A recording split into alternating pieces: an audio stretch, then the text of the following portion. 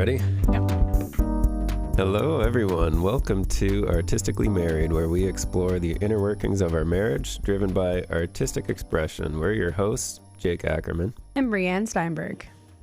Today we are doing a morning episode, which is difficult for me. Never been done. I'm not a morning person where Brianne is, and it's interesting because it kind of translated to our kids. So our daughter, Anna, cannot wake up in the morning, and our daughter, or our son, Phoenix, wakes up early before everyone so you can sneak TV in. It's literally me and you. Yeah. Yeah, obviously we're in a little bit of a flux weekend. We're recording a week before, which is totally different. Yeah, we're all the off schedule right now. We're in transition mode. We're coming out of the studio. We obviously own Infinite Motion Dance Studio, and there's like kind of this like change of season that happens between the end of like spring and going into summer. Well, yeah, we just finished our big recital, the end of the year production. Yeah. So we're going to kind of talk about that, the business aspects, the emotional aspects, the physical demands on putting on a show like that. So we're going to kind of bring you all the details of putting on our big show. And then, like I said, we're transitioning into summer mode. So lots of camping, lots of traveling. We actually rent our house out. So that's kind of what we're working on right now and why we're doing the morning episode, because we are flipping our house over and getting it ready to be from our residential home to our rental. Yeah, and I guess the rest of our podcasts from here on in for a bit are going to not be in our usual basement studio. Yeah, we're going to take it on the road. I think I was so motivated, though, talking to Joe Lipinski last week about recording in new spaces, for sure. Yeah, recording in different spaces. Maybe it'll be inspiring. We got to get out of this basement. Yeah. We need some sunlight. Yeah. Maybe our podcasts are going to become like super cheery. Yeah. Really positive because we're going to get some light. Aren't they already? Oh. Okay. They're going to get more fun filled. Yep. All right. So yeah, let's get into it because we are going to be still working our butts off for the next 48 hours until we can get into summer mode. So so let's get into it. So like Jacob mentioned, we had our annual recital this past Friday. And it was amazing. Went great. Yep. New venue. Yep. This is the 14th year that we've done it. I guess we missed one or two recitals because of COVID. Oh, yeah, totally. Yeah, I know. We keep saying 14. Yeah, we're in our 14th year. But yeah, technically this was only our 12th recital. Oh, okay. So it is 14 years of the business. Yep. Okay. Yeah, we counted the 2 years that we were off. But you're right. We didn't have a recital in 2020 or 2021. Yeah. Which is a gong show. We do like a bunch of recognition stuff with the kids to like recognize their years of participation in the studio. Right. And there was definitely some like, oh my gosh, how many years has that child been dancing? Because you build these systems around your end of the year celebration. Just your tracking, like going over, okay, it's the last week. Let's track how many kids how many years this child has like been in the studio and so on and so forth. So posed a little bit of some stressful scenarios, but we got through it. Yeah. Everyone was celebrated that needed to be celebrated. Yep. Even if it was last minute.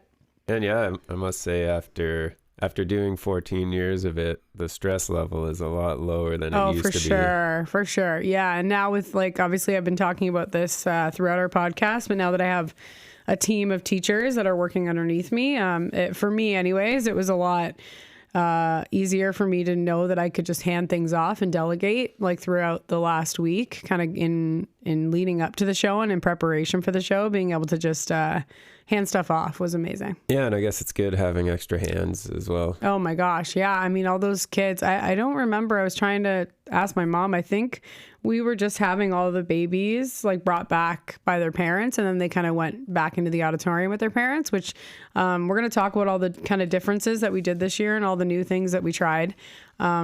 But that was the biggest one. I think for parents, it's so nice for them to like, really, it's a celebration for parents that you participated in this extracurricular with your child and you were able to kind of follow through. And I really wanted to create that experience for the parents, that they could drop off their kid and enjoy the show and not also have to be watching their little ones while they were, watching the dance, watching the recital. Because then it adds all this stress, right? And there's a lot, as parents, we all know with little ones that at any given moment you're like, let's go, it's time to go, we gotta go. Like the kids are getting crazy. My threshold is reached. I just want to go home. Yeah. And that happens with little ones. Yeah, and our studio had grown a lot this year, so the show was quite a bit longer than it usually was. Right. But we usually kept it under 2 hours, and we would have a musical guest at the beginning. But this year we had so many dances that I think we were about 2 hours, 15 minutes or so, 2.5 maybe. Right.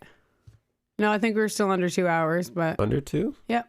Well, I guess just We with started the at starting 6:30 and we intermission. finished at 8:30. Yeah, that's true. Yeah. Yeah. Okay. Yeah. Right on 2 hours. Yep. And that is the longest show I will have. So I think next year we're going to move to having 2 different shows. We'll do like a matinee with the babies. Yeah, I have been to some really long dance recitals. And No, nothing over 2 hours. People, and then you end up like losing all the beautiful energy and like the feelings that people had because they end up being like, oh, it was, too long. yeah. No matter how good it was, you can't keep people's attention for longer than 2 hours. Like they have things to do. Yeah. And yeah, 2 hours I feel like is even like movies and stuff, right? They're usually 2 hours. Yep. Yeah. Yeah. Any of the shows that I have been, even like Broadway's and theaters where they're like, encroaching on 3 or 4 hours. I'm like, no, we're done here. Cool. All right. So yeah, just a couple stats for you guys. Dance recitals are not just performances. They're accumulation of 9 to 10 months of training, growing, community building. And over 85% of dance studios host at least one recital annually. So, and I think, obviously it's a retention, situation where, it's really nice to kind of see what your children have been working on for all these years. And then to put it into like a show format like that, just like really reinforces the students' confidence. It gives parents kind of that satisfaction that like what they're paying for is, they get to see it live. Right. And it ends up being just a beautiful celebration of like the parents' dedication and the kids' hard work. Yeah. So yeah, next year I want to do a Christmas show. I was thinking about just like getting one of those like little, like the Fire Hall Theater, Oh, yeah. just like a 50-person venue or like Stanford or something, and putting on a little Christmas show. Yeah. We've worked on a lot of different structuring in the studio now. So like being more transient and kids being able to come and go as like their seasons change. So it's just sometimes logistically kids can't commit to the whole year. So it's nice for them to do kind of like a checkpoint show at Christmas and then start another season in January. You think they'd have the dances ready in 3 months? Yeah, they did this year. We really changed our structure of our studio. Right. Being able to, I think it was just such like a revolutionary moment being with my like mentors and my goal coaches. Our mastermind program saying like, what other business is like, oh, you can only take clients for 3 months. You take clients from September to January. No other business operates like that, and it being expected to like sustain your business. Right. So we really did move to a different structure where we took clients all year round. So I was adamant with my teachers to not get too far ahead in the choreography where like kids couldn't join in January and still feel comfortable with the show in June. So I almost was putting them off anyway. So it would have been nicer for them to like hit the ground running in September, have a show in December, and then January start a new choreography and new dance. I actually really, being a teacher for so long and running the studio and teaching all of the classes, I really felt that like when we finish the dance, and it's different when it's the company, the competitive kids, because they start competing in like February or March. So their timeline's a little different, but truly by May, if they're working on the same piece of choreography, they're bored. Yeah. They know it. It's boring. Like they want to be like learning something new. So it's kind of nicer if the teachers can handle it to push through choreography. There was classes when I was young, we'd learn a whole dance, and my students now in the workshops, they're learning a whole dance in one afternoon. 1, 2 or 3 hour workshop block, and our company kids for sure, they're learning like dances really quick. So yeah, cool. It's just a different structure, and it makes more sense from the business aspect to be taking clients all year round, depending on, what their other commitments are to their other extracurriculars. Sometimes kids want something from September to December, and then they have, track or soccer or something in January, right? It's like they take on other activities and they're all seasonal. So yeah, All right. I wanted to go through the actual cost breakdown. I think this like was motivated by the fact that like lots of people probably like, I don't know, we all go to shows, we go to concerts, we go to festivals, and we're like, I could do this. Like I want, you could probably make a lot of money off it. And just the energy, like the ownership and the initiative of putting on something like that is really like, it makes you proud, right? You're just like, oh my gosh, we did this. Like we brought how many people? 500 people together with the audience and the dancers. And we put on a show in an enjoyable like 2-hour period. Definitely the misconception is you make tons of money. Yeah. Because people look around and they're just like, oh man, how much I paid for my ticket. Now multiply that by, the 400 audience members. But the reality is the cost involved is astronomical. Yeah. And you tend to, you're making something off the top. For dance studios, it's nice because we tend to go into like low season. Like I said, kids do soccer, they do gymnastics, they do whatever in the summer. So we end up making a lot less revenue in the summer. So the recital is a great celebration for the year that you've had, but also can be like a revenue generating thing to kind of top you up for the summer and hold you over in those slower months like in July and August.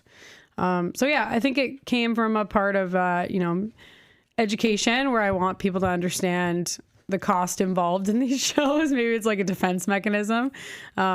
Typically not, but we do always get some parents that are just like, I paid for lessons. Why am I paying for the show? Right? Like, why do I have to also pay for my tickets? Yeah.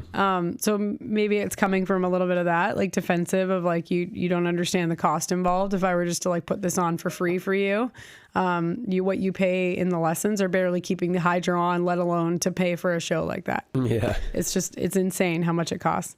So yeah, the first thing, and we're really going to get into this kind of later in the episode, is our venue.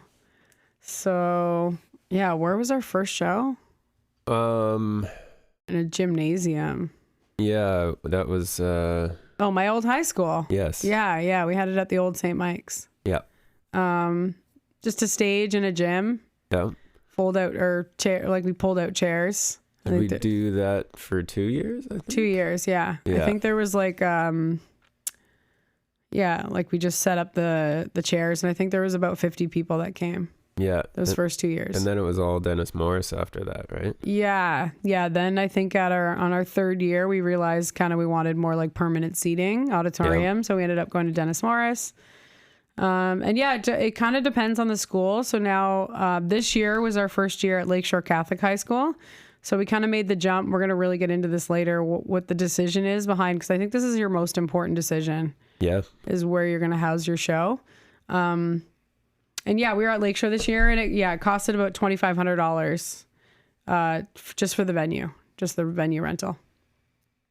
Wait, didn't we go somewhere different last year? Oh yeah, we were at Sir Winston Churchill last year. Right. Yeah. I almost forgot about that one. That was a nightmare. It was right across the road. Yeah. Yeah, it was nice because it was in the same location as DM, as like it's nice when you're bringing people around that they kind of know the venue and they get used to it. Where do they go? How do they get in?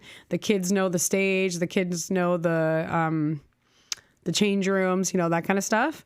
But for me, it really came down to like our audience. So in our show last year at Sir Winston Churchill, we had 250 people in attendance. We sold out and people were standing. Oh, so that was a problem. Yeah. Yeah.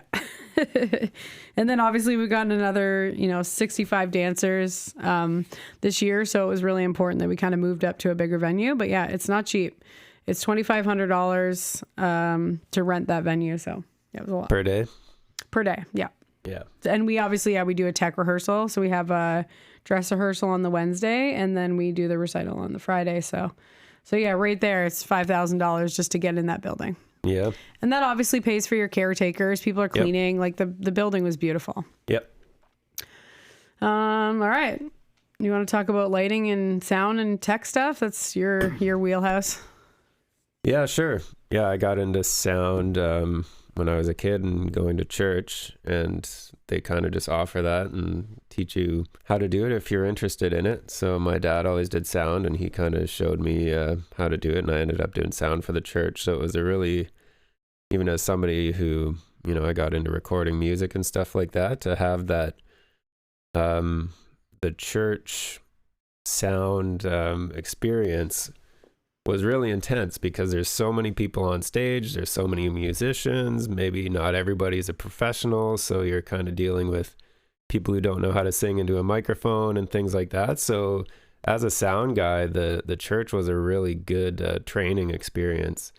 So now to put on a dance recital where I'm just basically playing a track and I got some dance mics and obviously speeches and stuff like that, it's really a lot less than like a church performance, right? Right. A lot less going on, but it's been great. It's been great having that skill set and being able to do that for our recitals, because we don't have to. Money. Yeah, we save money on the sound techs. But actually, we for most of the years I was doing the stagehand kind of stage management. Yeah, we were paying a sound tech for the last. We were paying a sound tech, for the last 10 years. Yeah. So now I guess this year, because you had your teachers, then you got to do the backstage, which kind of makes more sense, because the kids, who's in what dance, where I just kind of had to trust who was bringing the kids onto stage. Well, it was me and my mom, right? Me and my mom were kind of doing the transfer of child to stage. Now I had teachers doing that, and we did save ourselves some on not paying for the sound and the stage, and the lighting techs actually was the shout out to Roslyn. She's the drama teacher at Lakeshore, and when we couldn't find a light tech, her and Michael Stiles, is his actual name Michael Stiles? That's great. I hope so. I hope for his sake, because he's really into theater. So they were great. They kind of like stayed on, and it was awesome because they knew the board. Yeah. They knew the lighting, they knew the stage. So it was really wonderful to have them on. Yeah. And it seemed like they were kind of working with some new systems too. This stage. I thought she said that screen was new. Yes. Yeah. Yeah. This stage beautiful. Was, gorgeous. Yeah. What did they call that? So it had this really nice tight white screen on the back. Oh, yeah. Where typically we just had a curtain along the back. Is the CYC screen, or is that the lighting? I'm not sure. I forget what they called it. Yeah. But anyway, it really looked professional, but at the same time, it was different than what we had experienced before. At Dennis Morris, there was a lot more kind of like fun flashing lights and stuff like that. Yeah, the spotlights. And we could do a lot with different colors and things. So we always tried to make it like more exciting with the lighting, where this was a very like polished, clean subtle look, and you had this beautiful color wash on this white screen, right? But it wasn't a lot of motion, bouncing around and moving lights excitement, and stuff. So when we first did the dress rehearsal, I was like, oh, honestly, it kind of looks boring, but it really sets the mood for each dance, having just that different color wash. And then they ended up figuring out the lights from the bottom afterwards, and then that added a really cool effect. Yeah, combining the lights together. Yeah. And there is something to be said, and Rosalind was kind of hit this like right on the head. She was just like, you don't want to take away from the dancers. So sometimes when the lights are too crazy, I felt that we went to Shock, the dance competition. Yeah. And the lights were so crazy that they kind of like take over the dance. But I always think it's fun anyways. I like it. I like the crazy lights. Yeah, for sure. When you go to like a professional show, I mean, there's both, right? They just want like all the stimulation. Awesome. Okay. So a big part of the show is these costumes. They are. Well, anyways, you didn't go into the cost though. You were going to talk about that, right? Oh, the cost of the tech? Yeah, of our techs. Yeah, it's okay. Like I said, but we really didn't pay a lot for techs because me and you were doing all of it. Well, we did have to hire the two lighting techs. Let's say we saved ourselves $1,000. Yeah, our videographer. And the videographers. Our videographer was about $800. Oh yeah, that's coming up though. Oh, videographer? Yeah. Okay. We really did save ourselves a lot this year. But yeah, techs typically will cost you like $1,500 a show. They get paid hourly, and depending on how well versed they are, how popular and how talented and how experienced they are, you can pay upwards to $100 an hour. And obviously the hours include setup and tear down. Right. There's a lot of there's like probably 3 hours beforehand, both nights, just getting everything set up. Right. Totally. And an hour of tear down after. Yeah. Yeah, so again, the tech stuff does get really costly, and again, it's essential. Like, you can't have a show without lights and sound. Definitely not. Stage and props. Yeah, so the costumes are covered by the parents, but again, they are a fortune. Like, as the dance studio owners, we don't make anything off the costumes. They kind of go into a pool with the kids, and the parents pay a fortune. That's why I can't stress enough how grateful we are to the support of parents that they're signing up for things like this. I just wanted to kind of give you some ideas. So the costumes on average are $150 per costume. Some were a little bit more, some were less, and we kind of ended up in the middle so that all the costumes like costs got covered. In the past, the studio has ended up like fronting, 30% of the costume cost, which is just insanity. We can't afford to do that, right? We won't stay in business. So this year, depending on the kids, most kids are in like 2 or 3 routines. So you're looking at, $350 to $450 for their costumes. We had a daughter in 8 dances. Yeah. Yeah. $1,200 we paid for Annabelle's costumes this year. Yeah. Yeah. Well, and I think a lot of people might not realize the logistics. Like, these gigantic orders have to go in. Like, you're probably putting out like $10,000. Oh, yeah, way more than that. Massive costume orders. Yeah, way more than that. I think we spent $38,000 on costumes this year. And then they get shipped. We got to pick them up in the States. We got to bring them back over here. You got to organize them all. And it's the intense back end work of like getting kids sized, making sure that they fit properly. This is the first year we like kind of gave up the seamstress concept because we're dealing with 120 kids now. Like, there's no way. My mom used to do all the alterations for free, of course. And even that, that ends up being the ownership on the families, but yeah, it's a lot.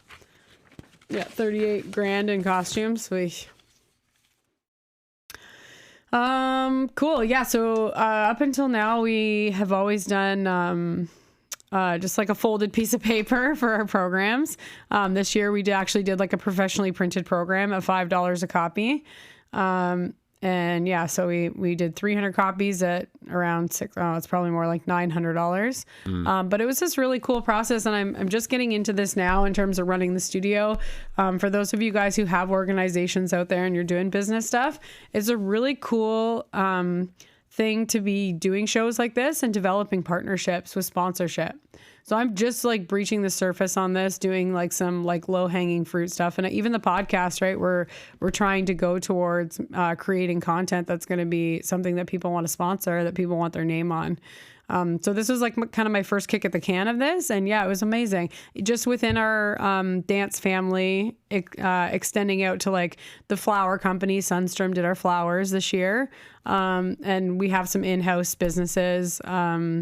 We have the Outback Steakhouse, and then one of our students is Harris Lawyers, and Ram Dewar. She's our lawyer. So yeah, it was really nice to kind of team up with people like this and get them some exposure and put them in our programs. The programs looked unbelievable this year. I mean, they ended up kind of being sponsored, so we didn't make any money off them, but they covered the cost. The sponsorship covered the cost of having this for the parents and having this beautiful keepsake that they could take home, instead of it ended up just, in the garbage because it's just a piece of paper folded over. Yeah. So yeah, you put some money into it and then you kind of develop those partnerships for sponsorships, which is really fun. Okay. Yeah. So I already mentioned this, the videographer, which again, it's one of those situations where like if you promote it and the students do end up kicking in like $25 each. So the hope is that you end up kind of breaking even with the videographer. So then you have this like beautiful piece of work. And again, it becomes a service to the parents and the kids can watch it over and over again, for years to come. And they all kick in $25 and they end up covering, the $1,000 or whatever it is for your videographer. So yeah, again, you just kind of see down the line all these different things of, you're just breaking even. Yeah. I think it's really a hit home thing for me, for parents and family to understand that, we're not making a lot off these shows. It really is a service for them to get to celebrate their child's achievements. Yeah. Trophies, medals. Yeah. We introduced like a whole bunch of different awards this year, which I think is really fun. Ended up costing us about $500 in the trophies and medals that we award to the kids. Yeah. Yeah, and I So guess again, that's not something cheap. that doesn't come back, but that's okay. It's good to do it. Yeah, I think that's the whole like name of the game for running a show like this is really just that it's the celebration of the kids' achievements, and really it's a service for the parents to kind of get to like watch and see what they're spending all this money on. And the kids to be able to give in the opportunity. That's the biggest thing that we promote through dance, is that you're developing confidence. And I totally think I attribute all of the confidence that I have as a business owner and as a mother and as a friend and as, a socialite to my dance career, to my parents kind of putting me in that specific form of art where I was able to develop the performance art skills and be able to present myself in a really confident way because I had danced on stage and put myself out there all those years. Mm-hmm. It does develop. It develops that confidence, that exactly what it promotes, that it does. So, tickets. Yeah, this was really like game changer for us this year. We've always done like, well, first of all, we weren't in a venue that was numbered. Right. First, we had the plastic chairs in the gym, and then DM didn't have numbers on their seats. No? Okay. So until you have a venue that has like numbers on their seats, you can't do preferred seating. Right. And that really was like a game changer for us. Up until now, we've kind of sold them in-house, which you do give up like a finder's fee of like 5%. So all the money that you make off your show, you give away 5%. That's a big amount when you're only making 10 grand on all the tickets. Yep. You're giving up 5%. It's a lot. And all the other stuff too. But again, I would not change it for the world. I would never go back. Having a platform kind of take over the distribution and sales of your tickets was unbelievable. Think of the man hours that you would have to like put into like organizing it all. Yeah, and it's all worth just 5% on paper before, right? Yep. Yeah, it was us printing out the tickets and making sure. Oh, yeah. And that's how we ended up overselling tickets. We got to the venue and we were selling too many tickets and people were standing in the back of the venue last year. So that's how we ended up kind of selling more seats than we had last year. So yeah, that is, what was the actual service? It was called Dance Recital Ticketing, DRT.com. And wow, what a difference. That was also recommended by one of my mastermind coaches. Game changer. We were able to tack on flower sales with it. They promoted like the video link, so we were able to like sell all these other like pieces of the show, and they took care of it all. And then we basically just had a merch list.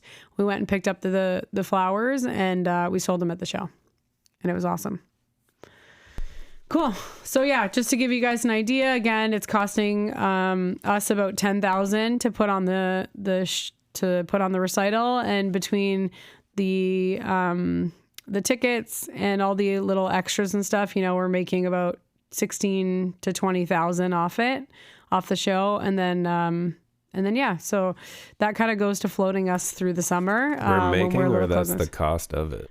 It costs us about 10,000 and we make about 16,000. So we're making like 5,000 between the difference.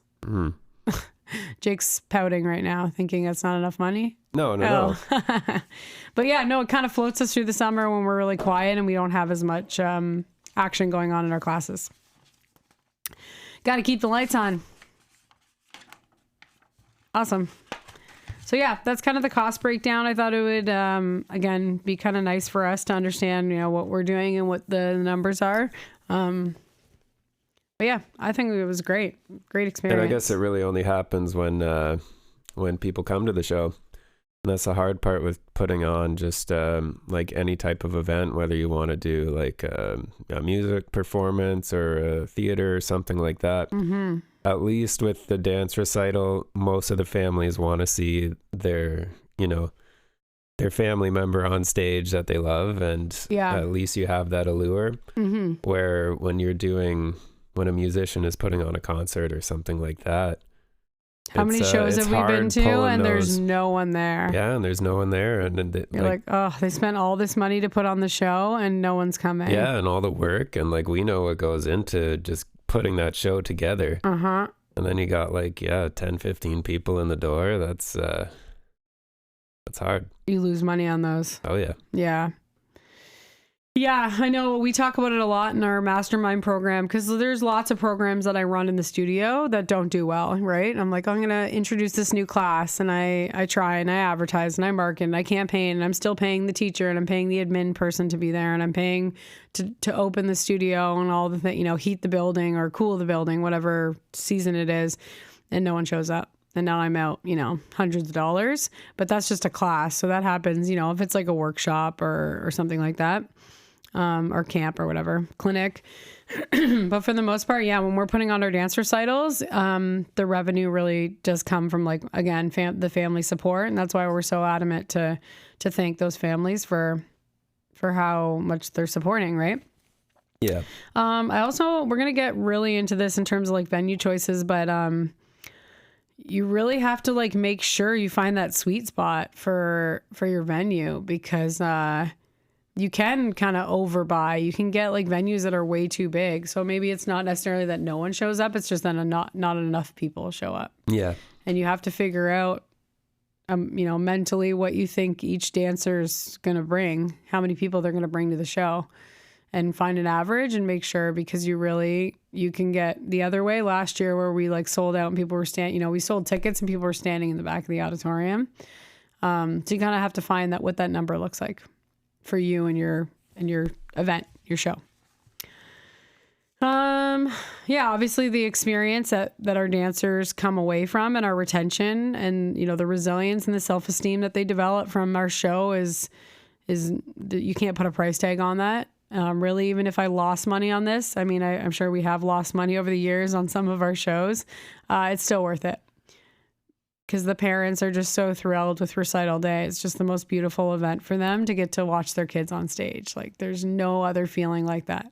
Yeah, I was thinking too, like, I would notice at the dress rehearsal, like the dress rehearsal tends to go on a lot longer. You're doing most of the dances twice. You're kind of, nobody knows what to do and where to go, and everybody's running around. It's a little chaotic, and the parents kind of just have to sit there and wait for the 4 or 5 hours as the whole thing goes on. Right. They're probably a little frustrated, but then I was looking around and you got like a bunch of the kids that, have been in class for an entire year. So they're all friends, and they're just, they're running up the stairs and up and down the stairs and playing with stuff. And yeah, they're all kind of hanging out. And I was like, that's kind of the moments that you're looking for your child to enjoy, where it might be a little frustrating for you to sit there for 5 hours and wait as other people are doing their performance and we're working out all the bugs and stuff like that. Yeah. But the kids are playing in the background and, enjoying their camaraderie and stuff. Yeah, and they're like feeding off each other too, right? They're watching the little ones are watching the big girls and cheering them on, trying to like practice their dance with them. And then you get the opposite where like the little ones are on, and my older girls who are like stepping into leadership roles, they're getting into like teaching roles, are so supportive, and they're able to kind of like jump into those leadership position. So yeah, it really is like a beautiful experience of the whole studio coming together and seeing all those little, like you said, it's the behind the scene moments where, it makes it really magical. I cried, at least 30 times, just sitting backstage, bawling my eyes out. It's a huge emotional commitment, right? To like get involved and stuff like that. It's not, I know we've been talking about the finances, but the emotional input that you put in, you pour into these kids, and you just like want it so bad. And then they like, they're just making you so proud that they're able to like go on stage and do it. And it's always this like huge energy and the big smiles. And yeah, it's such a wonderful thing. So yeah, I think it's a powerful retention tool for dance studios, but I really, it's great. It's such a great experience, and I can't wait. I think like I said, next year, I think we're going to try to get two for sure periodically through the year, and maybe 2 on the day of too. Cause we 2 shows? Yeah. 2 shows. Cause we don't want to go over 2 hours, and we're going to be, adding another 10 classes on Sundays. Yeah. So between Saturdays and Sundays.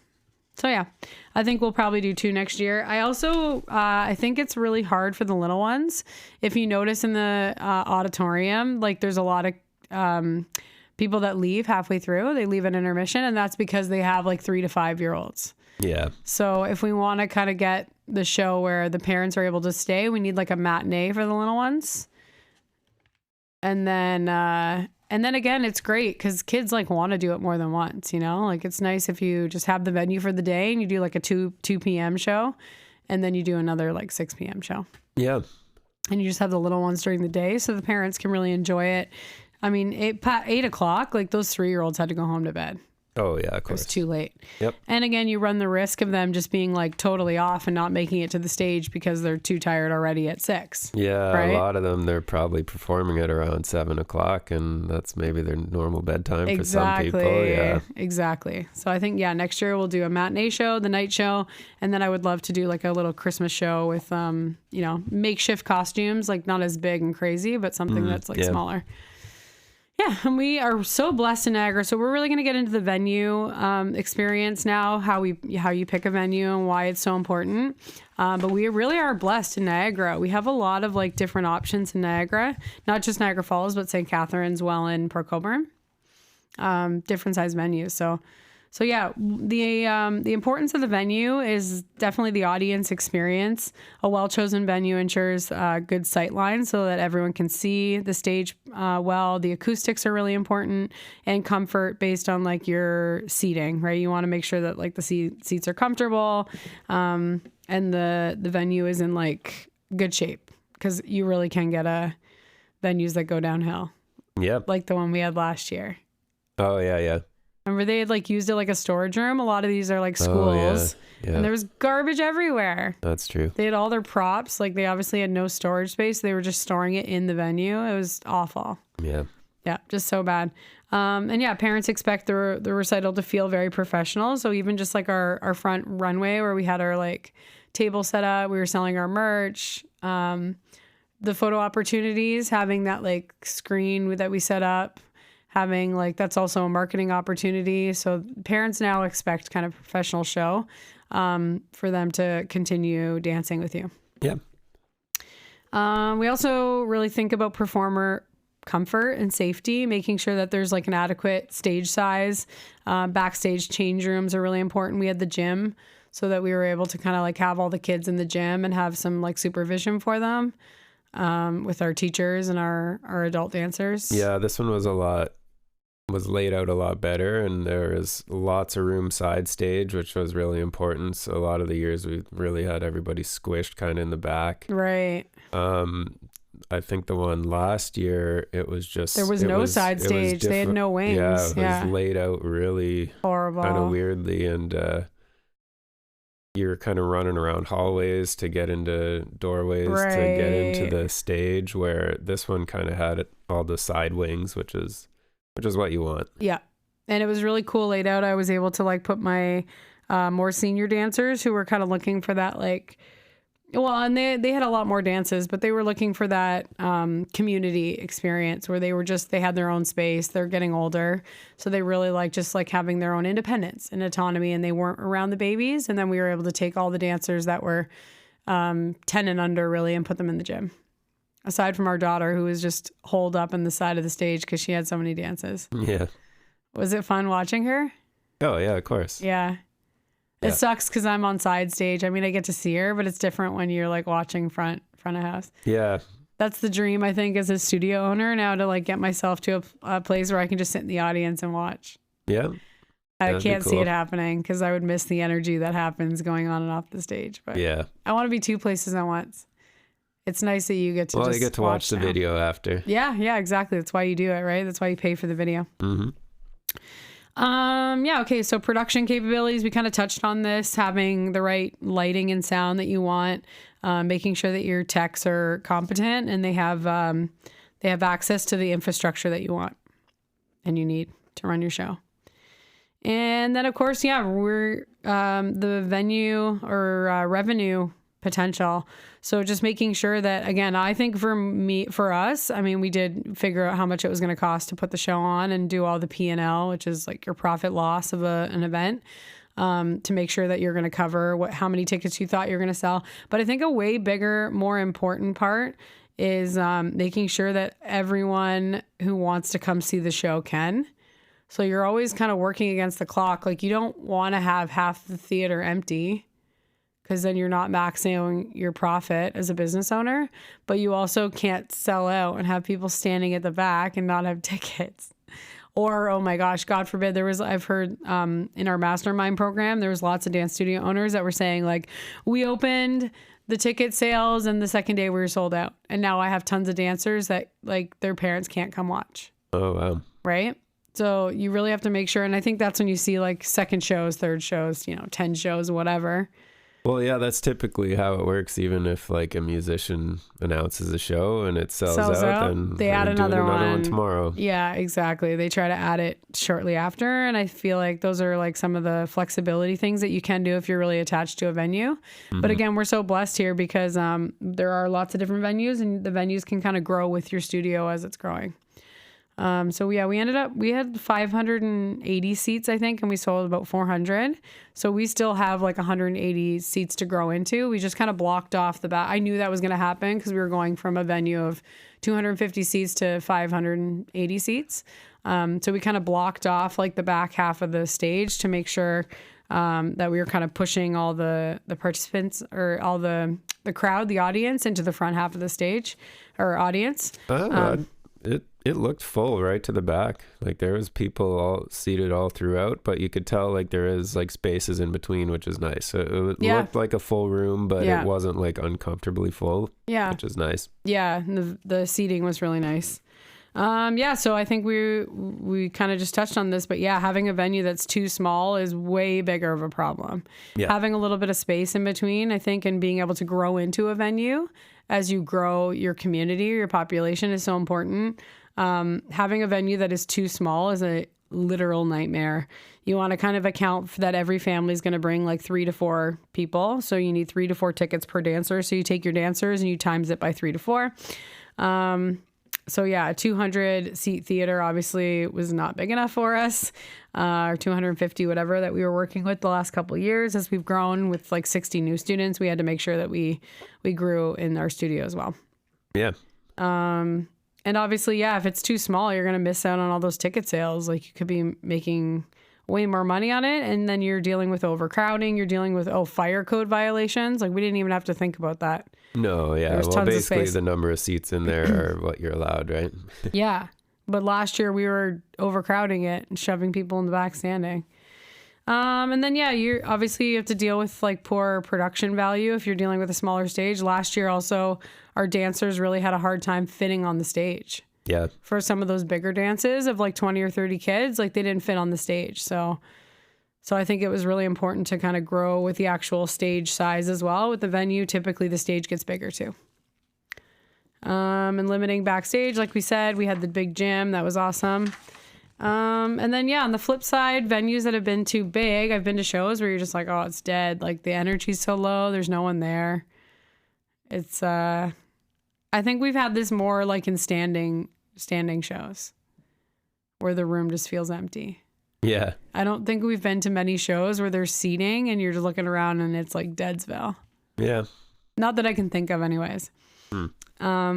But yeah, you're paying way more for these bigger venues. So if you have a big venue and you don't need all those seats, like you're paying too much. You have to kind of figure out like your cost of running the show. And if you're not bringing in that many people, the cost of security, tech, all that stuff goes up as the venue gets bigger because people expect that you're making more. So then they charge you more for it. So you really kind of have to find that sweet spot between you having enough space and not selling out or not like, running out of tickets and it being too small and not having enough seats. Yeah. I also have been to like a few, this is just a little side note because I think you have to kind of gauge based on your performers.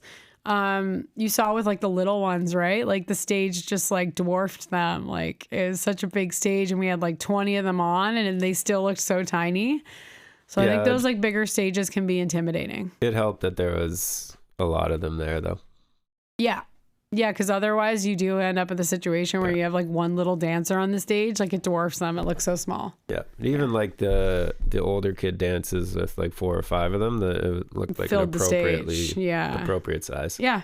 No, I think it was perfect. Lake Shore is probably going to be our home for the next 5 years. Unless we have just, insane growth. And I think it was perfect. So yeah, for us, our ideal venue size is 300 to 500 seats. And that's for about 100 to 120 students. So we'll see. Yeah. I think that could hold us even if we get up to 200, which is our goal for next year, is to hit 200 students. That's it.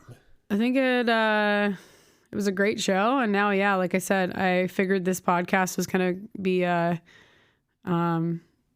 showtime and move out time. Yeah. Well, yeah, it's funny just the things that happen when you're putting on a show like that. One of the things that just made me laugh, 5 minutes before the show starts, the batteries on my mouse die. So I'm running the sound off my computer, and I have the, I've used this mouse for the podcast every week, and I haven't put batteries in it in probably, I don't know, like 6 months at least. Yeah. And now literally 5 minutes before the show is about to start, mouse batteries are dead. Like, just what the are the timing of that chances? is so ridiculous. Yeah. So I have to I get the show started with just the pad on the laptop. Yeah. And then as the first song's playing, I'm pulling apart my flashlight, pulling out luckily I had the same batteries in the flashlight as the mouse. Ridiculous. Click those in there, and then boom, the mouse is up and working. But just the timing of stuff like that is just so ridiculous. Same with our headsets. So we have we have walkie-talkie headsets that we can communicate backstage and front stage. We and own them. Yeah, we used to rent them, and the earpieces would always break, and some were loud and some were quiet, and some were good and some were bad. So we would always have to switch them around. So we're like, all right, we'll just buy our own set. And they've worked great for the last 5 or 6 years or so. And they work great on dress rehearsal. And then 2 days before. And then on the night of the show, 2 of the earpieces just stopped working. Wouldn't send out mic signal. You couldn't hear anything from them. So now we're trying to switch around, and because they're really important. We had one dance that I don't know what happened backstage. Something got confused, and we I was ended just up gonna say that doing it one song out of order for some reason. And so there was 2 different lists. They were 2 different shot dances. A message I have no idea. play this one, not that song. Yeah, and I was confident, not Yeah. shake it off, play confident. And I couldn't even hear you back. Yeah. So I couldn't hear if you were responding to me, that you heard me. So I just kept saying it over and over and over again. Yeah. What a gong show. Yeah, I look over to the side and I'm like, are they setting up that dance? And I'm looking at my list. The problem was we had all these charts and lists that were going out to the parents, but I really should have had my runner, who's the person Shiloh was getting the kids from the gym and bringing them to the stage. She should have had a program. Yeah. Instead of all our charts, because something happened where we started with the one dance and then we had ended up switching it. Maybe just to give the little ones more time, or to give I don't know. I forget the actual scenario, but yeah, it literally happened in the middle of the show, and I was like, oh my gosh, she's gonna play Shake It Off. So I just kept screaming it at the mic, hoping that you got the message. Yeah, it came through, luckily. Yeah. As we're sitting here, I'm buying new earpieces.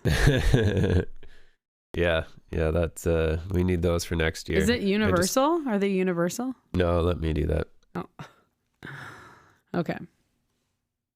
Another crazy thing was we've had obviously COVID years, and I was saying this before, I kind of mentioned it at the top of the thing, but we were just trying to figure out, now we're getting better because our platform knows how many years the kids have danced, so we can celebrate. You get 500 students trying to keep track of when they started dancing, and then they took a year off, and then they came back, and then they just came for camp, and now they're leaving, and then it's just a crazy process to try to keep track of every kid in their customer journey or their dance journey.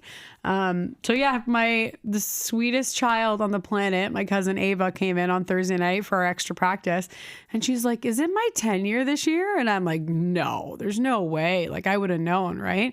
But because of COVID, our systems broke down where we weren't sitting there. We didn't have to keep track during those 2 years to figure out who we were giving awards to, or we did, but we didn't put it into the right documents. Anyways, it was a gong show. It was the night before, trying to make sure that we were changing speeches and ordering trophies and making sure that we could celebrate this, child who it was her 10-year, but she would have got her 5-year like during COVID when there wasn't a recital. It was the first year.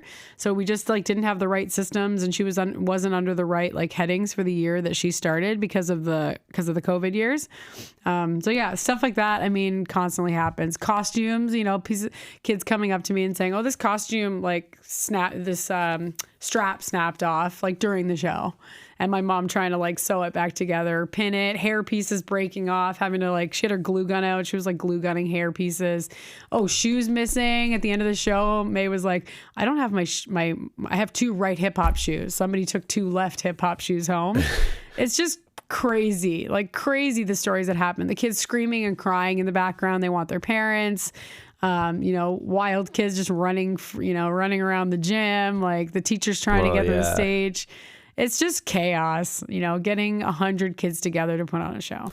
Well, yeah, that's part of it that I never really saw, because even just as the backstage, like the kids just come out of the side door and they get into that backstage area and then, okay, yeah, you guys ready? You're good. All right. But I'm just like, that probably has to be the hardest part of the show, is just organizing 100 kids and getting them all in the same place at the right time so you can switch the dances back and forth. It's actually something that I used to notice with other dance recitals that I had been to, and this was always kind of a complaint, is there'd just be too much dead time in between as people are setting up and getting ready for the next dance. And it's always kind of been our goal just to be like, boom, boom, boom, like keep the lights on, keep it going, keep the dancers there. But to line it up like that is tricky. The dance is only 2 to 3 minutes long, and you got to organize, 20 little babies or something and get them all lined up and ready to go. And not to mention like the costume changes. Those kids, Anna changed 8 costumes. Like she was in that back doing like 2-minute costume changes. Sometimes there's only like 30 dances, So yeah, I'm just, I will say I'm so proud of my like 10 to 12-year-old, 10 to 14-year-old dancers, how independent they were. They had like lined up their costumes. Like they knew where they were going. They were downstairs, changed and back up. Some of them had, 1 or 2 dances to change between their dances. So yeah, they did an amazing job. The kids are great. Again, having my staff, big shout out to all my teachers who were like so on top of everything, and being able to like, there was lots of moments during the show where I was just like, me and my mom were sitting backstage, bawling our eyes out, thinking like, can you believe like we built this, and like the teachers are doing all the things, and like me and her were just like dancing around in the back like to the songs, because we were like celebrating. So yeah, it was really cool experience to have that many people like working on it, right?